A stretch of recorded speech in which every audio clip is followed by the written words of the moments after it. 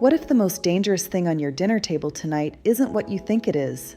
Not the steak, not the salt, not even the dessert. What if it's something you've been told is healthy, something with a clean label, maybe even something marketed as a wellness choice, and it's been quietly creating the exact internal environment that cancer cells need to survive? Here's a number that should stop you cold. Up to 57% of cancers in men and 40% of cancers in women may be preventable, not treatable.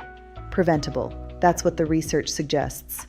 And the single most powerful lever most people never touch? The food environment inside their own body. Cancer is not just a genetic disease. It is a metabolic disease. It is an inflammatory disease.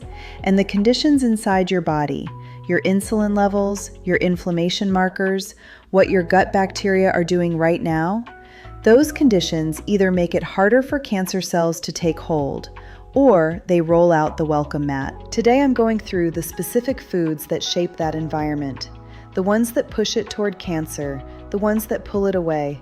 And at minute 7, I'm going to show you something that researchers found when they combined 2 specific foods, and the result genuinely surprised me. Stay with me for the whole video. The most important part is not at the beginning. To understand which foods feed cancer, you first need to understand something called the Warburg Effect. Here's how it works. Most healthy cells generate energy efficiently. They use oxygen to slowly extract large amounts of energy from nutrients, a clean, controlled process. Cancer cells are different. Many of them have switched to a faster, sloppier metabolic pathway. They burn through glucose at an extraordinary rate, even when oxygen is available, just to sustain their rapid division. Think of it like an engine stuck at full throttle, consuming fuel as fast as it can, and their preferred fuel is glucose. Now here's where it gets personal. When you consume large amounts of sugar, especially liquid sugar, your body releases insulin and a related hormone called IGF-1. These hormones regulate blood sugar, but they also act as growth signals. They tell cells to divide, to grow, to store energy. And some cancer cells have far more insulin receptors than normal cells. Research has found that certain cancer cells can have 6 to 10 times the insulin receptor density of healthy cells, which means when insulin is chronically elevated, a state called hyperinsulinemia, the body is essentially flooding abnormal cells with the signal they need to accelerate. This is why liquid sugar is particularly dangerous. It delivers a massive glucose load with no fiber, no slowdown, no buffer. Large population studies have found that just one additional small glass of 100% fruit juice per day is associated with a 17% increase in breast cancer risk, a 10% increase in colorectal cancer risk, and a 30% increase in cancers of the biliary tract, the gallbladder and bile ducts. And I want to be precise here. These are associations, not proven causation. But the biology lines up tightly with the mechanism.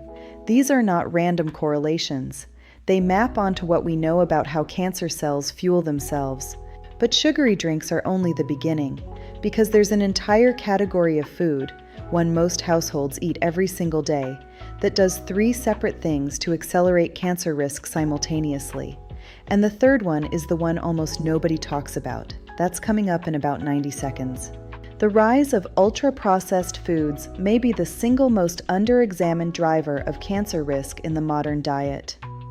These are foods made primarily from refined industrial ingredients rather than whole foods. Packaged snacks, fast food, most breakfast cereals, processed frozen meals, engineered desserts. They're designed to be impossible to stop eating and inexpensive to produce. And the numbers are striking. Large population studies have found that for every 10% increase in ultra-processed food intake, overall cancer risk rises by approximately 13%. For colorectal cancer specifically, which is now the fastest growing cancer in young adults, the increase is closer to 30%. But here's why it's a triple threat, and why the third mechanism is the one that gets overlooked. Threat 1. Ultra-processed foods drive rapid blood sugar spikes, reinforcing exactly the chronic insulin environment we just discussed. Threat 2. They promote chronic low-grade inflammation. Persistent, silent inflammation weakens immune surveillance, your body's ability to detect and destroy abnormal cells before they become tumors. Threat 3, and this is the one most people don't hear about. Many ultra-processed foods contain additives like emulsifiers that damage the intestinal barrier. When that barrier is compromised, bacterial compounds leak into the bloodstream, triggering systemic inflammation through a mechanism researchers call gut dysbiosis. Your microbiome is directly linked to immune function. Damage it, and you reduce one of the most important cancer defenses your body has. And then there's a fourth effect, more indirect, but just as real: displacement. The more ultra-processed food you eat, the less room there is for the protective whole foods, fiber, phytochemicals, vitamins, minerals that immune cells need to function. It's not one ingredient. It's the entire dietary environment being shaped in the wrong direction. Now we need to talk about salt, preservation, and a specific type of DNA damage that has historically driven cancer rates in entire geographic regions. And then we're going to get into the most debated topic in cancer nutrition, red meat, because the actual data is far more nuanced than any headline you've ever read on it. That's next. Here's one that doesn't get enough attention in the Western world, but the data on it is consistent. Heavily salted and preserved foods, particularly those high in sodium, have been linked clearly to stomach cancer. High salt concentrations damage the stomach lining, promote chronic inflammation, and over time, that repeated irritation creates vulnerability to cancer-promoting compounds. Studies show that people with high salt intake have approximately a 68% higher risk of gastric cancer compared to those with lower intake. And certain preserved foods carry an additional risk, compounds called nitrosamines. These form when nitrites used in preservation enter the acidic environment of the stomach. Nitrosamines are known to damage DNA, and DNA damage is one of the earliest events in cancer development. This is why stomach cancer has historically been far more prevalent in regions where heavily salted or pickled foods are dietary staples. One more thing worth mentioning here because it's rarely discussed: arsenic contamination in certain foods, particularly fruit juices and rice products. Arsenic is a group 1 carcinogen. It can damage DNA and disrupt gene regulation, with documented links to lung, bladder, and skin cancers.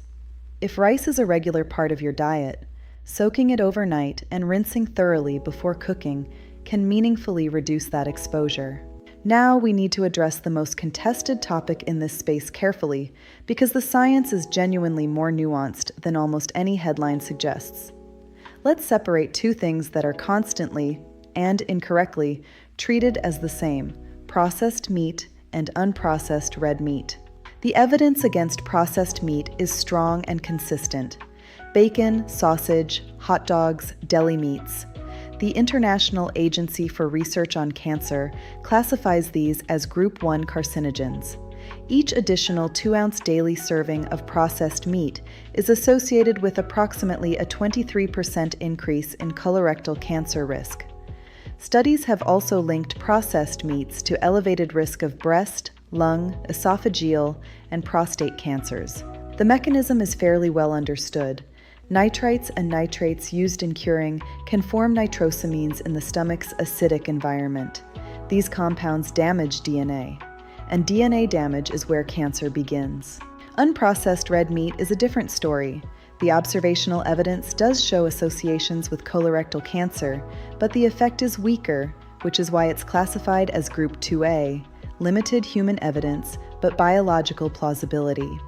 A major review published in the Annals of Internal Medicine concluded that reducing red meat intake had only small effects with low certainty of evidence.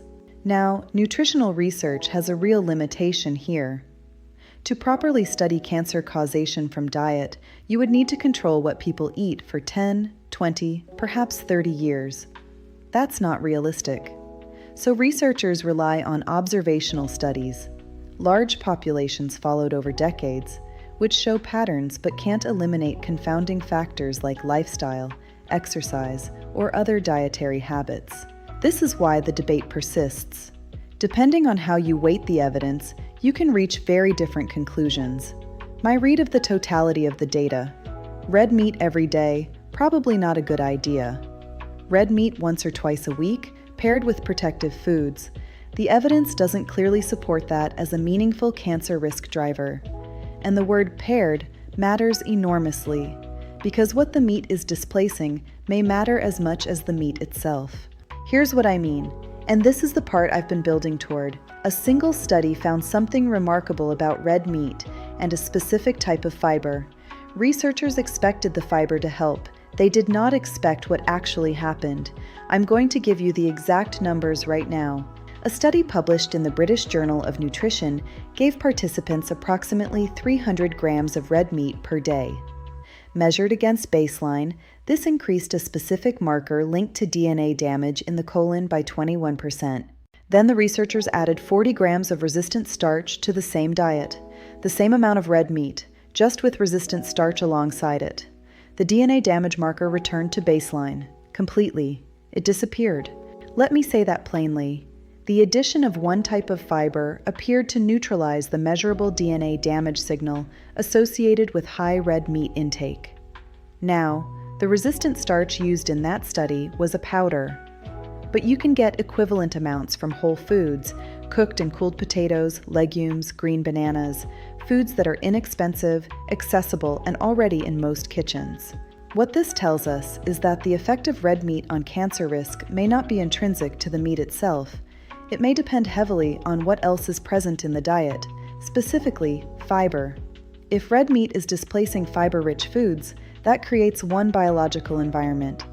If red meat is consumed alongside adequate fiber and resistant starch, that environment looks fundamentally different. And fiber's protective effects against colorectal cancer run deeper than this one study. Fiber regulates blood sugar, feeds beneficial gut bacteria, and triggers the production of a compound called butyrate in the colon. Butyrate reduces inflammation and actively supports colon cell health. It is, in a real sense, one of the most potent anti-cancer compounds your body can produce. And it comes entirely from what you feed your gut bacteria. This reframes the entire red meat conversation. The question isn't just how much red meat are you eating, it's what is the red meat replacing, and what is it being eaten with? When meat is grilled, fried, or barbecued at very high temperatures, it forms compounds called heterocyclic amines and polycyclic aromatic hydrocarbons. Both have been shown to damage DNA. These aren't minor effects. They represent a meaningful additional risk that exists regardless of whether the meat is processed or unprocessed. You can reduce this substantially. Pre-cook meat before grilling to limit high heat exposure time. Use marinades with herbs, garlic, onion, or vinegar. Research shows these reduce harmful compound formation significantly. And avoid charring. Choose leaner cuts when possible. Less fat means less dripping, less smoke, fewer of those compounds returning to the surface of the meat. The same food, prepared two different ways, can have a dramatically different relationship with your cancer risk. Before I give you the action framework, I want to be direct with you for a moment. Most people watching this are here because they want to understand what's actually happening inside their body. Not just what to fear, but what to do about it. And that is exactly what this channel exists for. The Eternal Vigor Way is built on one principle: take the research seriously, translate it honestly, and give you something you can actually use. No extremes, no fear-mongering, just the evidence as clearly as it can be explained.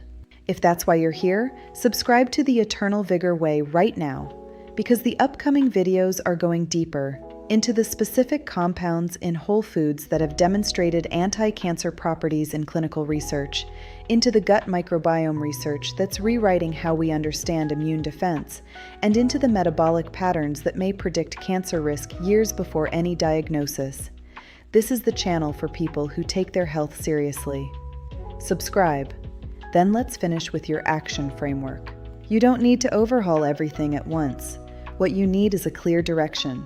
Remove liquid sugar, fruit juice, sweetened beverages, energy drinks. These deliver glucose loads with no fiber buffer and represent one of the fastest ways to sustain the chronic insulin environment that cancer cells exploit. Replace them with whole fruit. The fiber changes everything. Reduce ultra-processed food systematically. You don't have to eliminate it, but every meal where you replace an ultra-processed food with a whole food is a meal where you're feeding your microbiome, reducing inflammation, and providing the raw materials your immune cells need to function. Approach preserved and heavily salted foods with awareness. They're not forbidden, but frequency matters. The stomach lining responds to chronic exposure, not occasional meals. On red meat, apply nuance. Processed meat, limit it meaningfully. Unprocessed red meat. Frequency and context matter more than elimination. Pair it with fiber-rich foods. Cook it at lower temperatures when possible. Use protective marinades. Prioritize fiber and resistant starch. Legumes, whole grains, cooked and cooled potatoes, green bananas. These foods do not just passively avoid harm, they actively create the biological environment that makes cancer harder to sustain. This isn't about achieving a perfect diet, it's about shifting the internal environment over time, consistently, sustainably, in the direction that makes your body a harder place for cancer to grow.